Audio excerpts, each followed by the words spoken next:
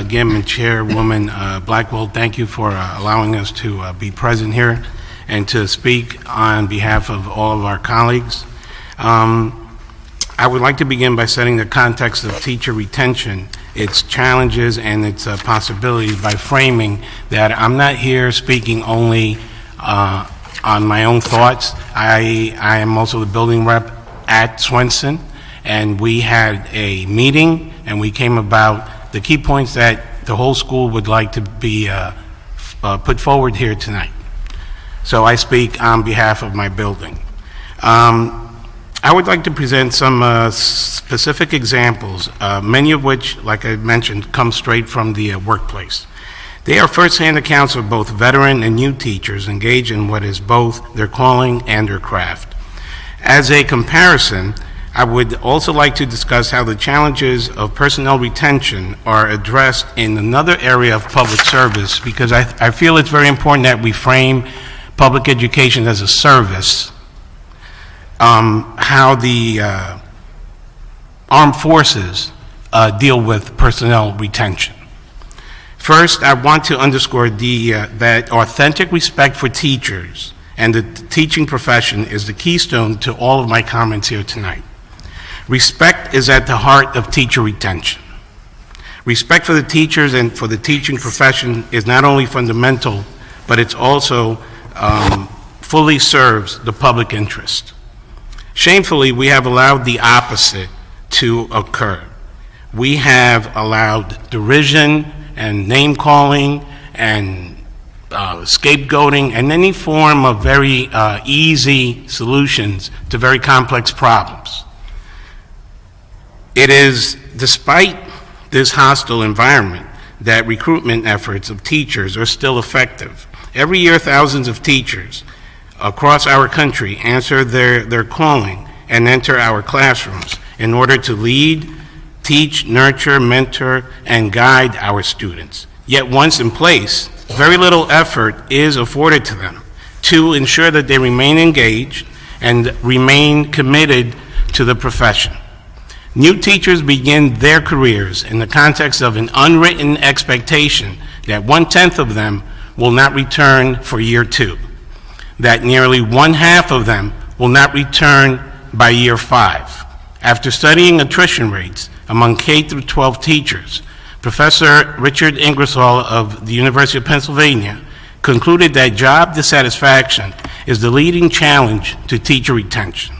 Imagine if our country had the same expectations and high attrition rates among the armed forces, and we antagonize on top of that their service in the same way that we do teachers.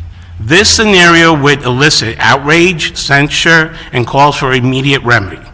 Teacher attrition, on the other hand, has been allowed to persist interminably without much concern or any address.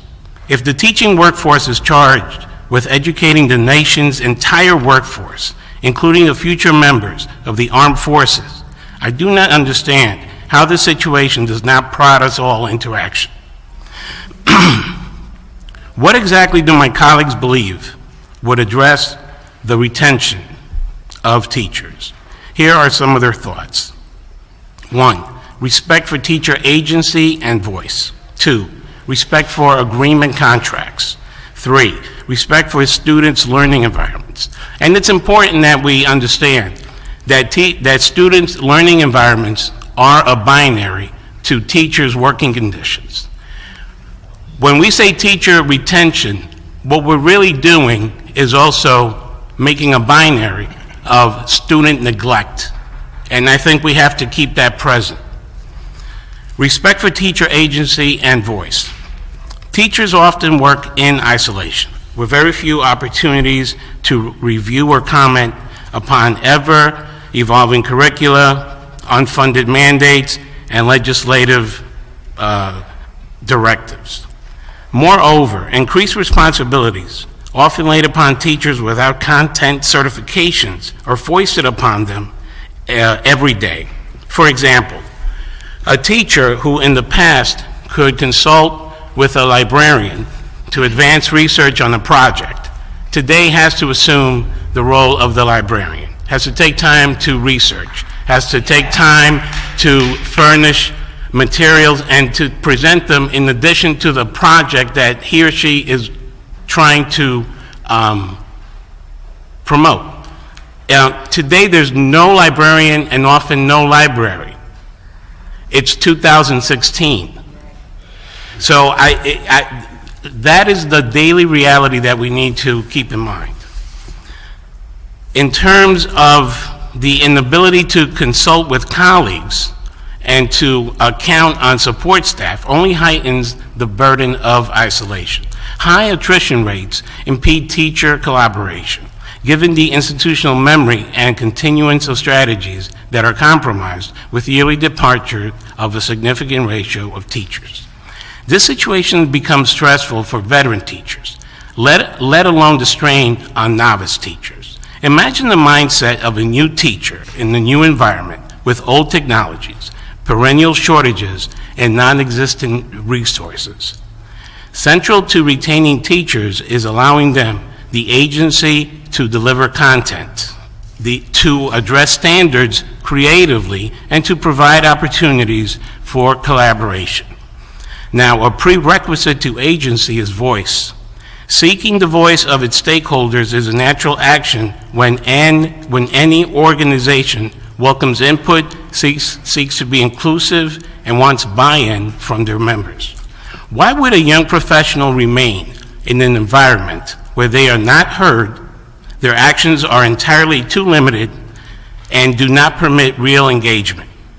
Imagine the equally disturbing scenario if leaders in the armed forces did not assess needs among their ranks in order to delegate effectively. The consequence would present a serious threat to our nation's security. It isn't an undereducated society also a threat to our national security? Respect for teacher contracts. Teachers in Philadelphia have not only endured 4 years without a contract, but they've also been subjected to the indignity of a unilateral breakage of a mutually agreed upon contract. The subset of teachers that comprises 5 years or less were promised a salary schedule with step increases. While all teachers are covered by the same contract, this particular subset of new teachers is central to our discussion tonight. These professionals who are starting their careers in earnest may also be starting their own families, pursuing personal interests, and also seeking advanced degrees.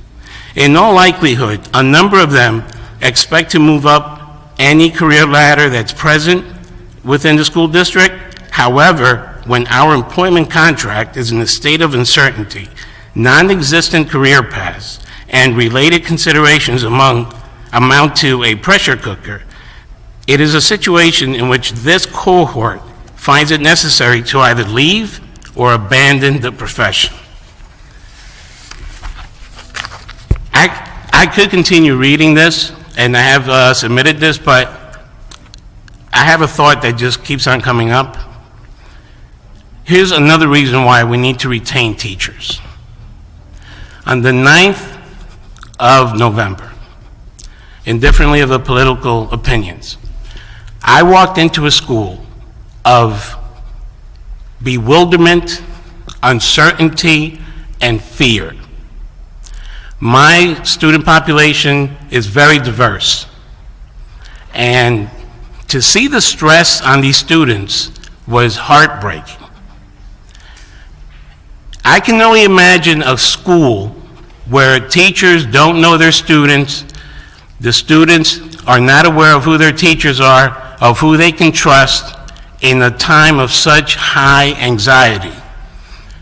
And situations like that also, as we know, prod internal tensions that students have.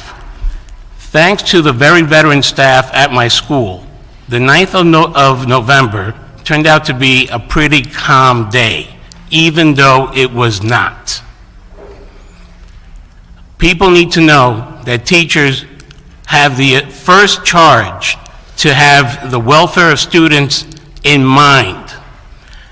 just like my colleagues mentioned, how can any student feel safe when they don't know that Miss X will not be there next year? Thank you.